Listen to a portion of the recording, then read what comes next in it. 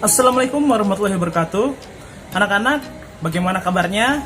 Mudah-mudahan kita semua masih dalam perlindungan Allah Subhanahu wa taala dengan diberikan kesehatan dan dijauhkan dari berbagai penyakit. Ya, ketemu dengan Pak Ega dan mulai hari ini kita akan melaksanakan pembelajaran secara daring atau online ya. Dimulai dari pembelajaran tema yaitu tema 4A, subtema 1 pembelajaran pertama. Silahkan kalian perhatikan video animasi yang Bapak berikan berikut ini. Dan jangan lupa diperhatikan dengan sebaik-baiknya ya. Tahukah kamu bahwa Indonesia terdiri atas dari banyak pulau, suku bangsa, tarian, rumah adat, serta agama? Mari kita cari tahu lebih jauh mengenai perbedaan budaya melalui teks di samping ini. Pawai budaya sangat menarik bagi warga Kampung Babakan. Pawai ini selalu menampilkan keragaman budaya Indonesia. Udin dan teman-teman tidak pernah bosan menanti rombongan pawai lewat. Tahun ini mereka datang ke alun-alun untuk melihat pawai tersebut. Kakek Udin pun terlihat sabar menanti. Terdengar suara gendang yang menandakan rombongan pawai semakin dekat. Di barisan pawai terdepan terlihat rombongan dari Maluku. Rombongan laki-laki mengenakan kemeja putih, jas merah, dan topi tinggi dengan hiasan keemasan. Rombongan perempuan mengenakan baju cele. Baju ini terdiri dari atasan putih berlengan panjang serta rok lebar merah. Langkah mereka diiringi oleh suara tifa, alat musik dari Maluku. Bunyinya seperti gendang, namun bentuknya lebih ramping dan panjang. Budaya Maluku sangat unik dan menarik. Budaya Bali terkenal karena bunyi musiknya yang berbeda. Rombongan dari Bali membunyikan alat musik daerahnya, cengceng namanya. Alat ini berbentuk seperti dua keping simbal yang terbuat dari logam. Nyaring bunyinya ketika kedua keping ini dipadukan. Rombongan dari Bali diikuti oleh rombongan dari Toraja. Wanita Toraja memakai pakaian adat yang disebut baju poko.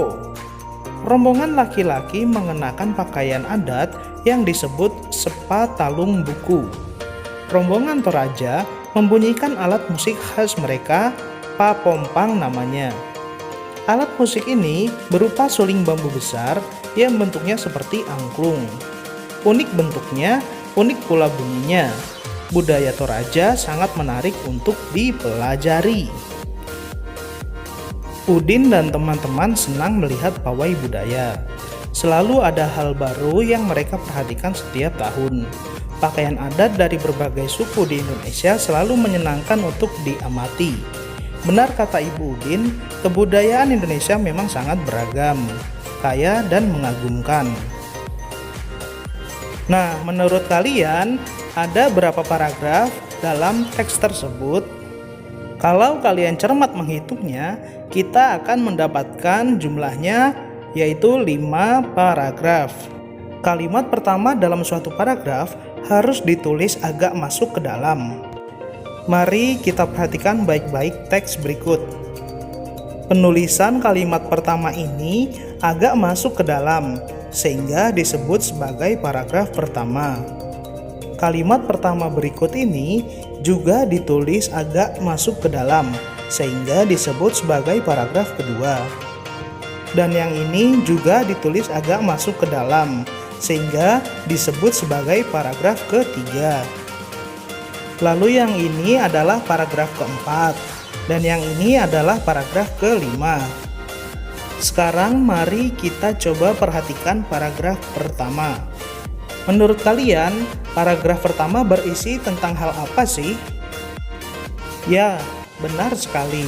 Paragraf pertama membicarakan tentang pawai budaya sangat menarik bagi warga Kampung Babakan. Hal atau ide utama yang dibicarakan dalam sebuah paragraf disebut gagasan pokok. Sedangkan uraian atau tambahan informasi untuk gagasan pokok disebut sebagai gagasan pendukung. Yang perlu kalian ingat di sini adalah gagasan inti atau gagasan pokok bisa terletak di awal ataupun di akhir kalimat atau paragraf. Nah, gimana? Kalian sudah mengerti kan mengenai gagasan pokok dan gagasan pendukung? Sekarang coba buka buku tema kalian, halaman keempat.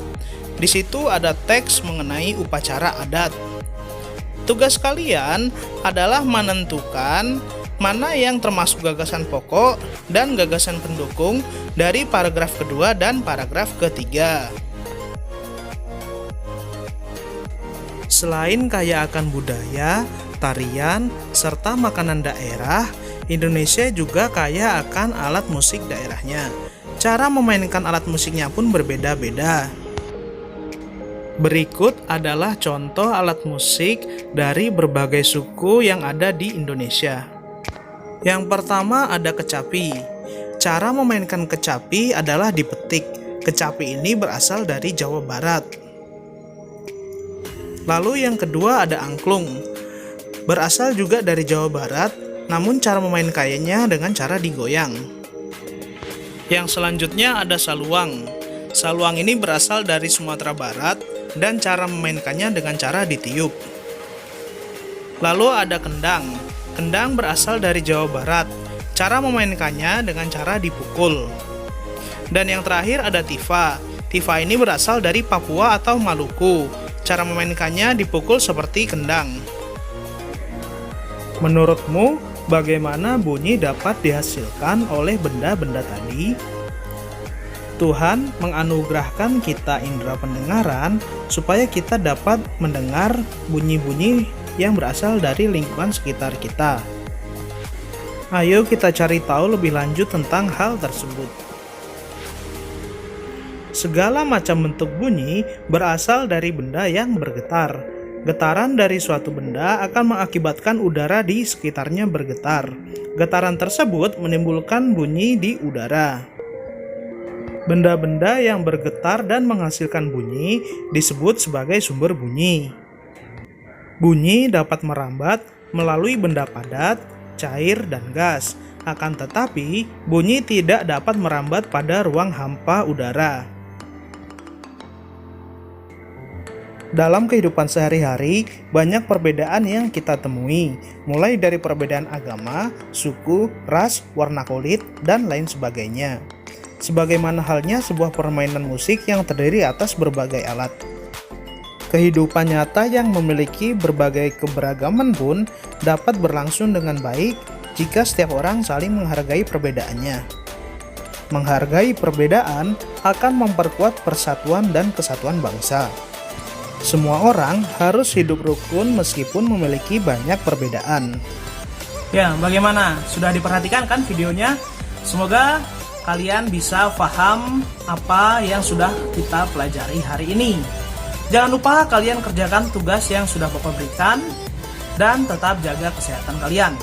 Kurang lebihnya mohon maaf dari Bapak. Cukup sekian. Wassalamualaikum warahmatullahi wabarakatuh.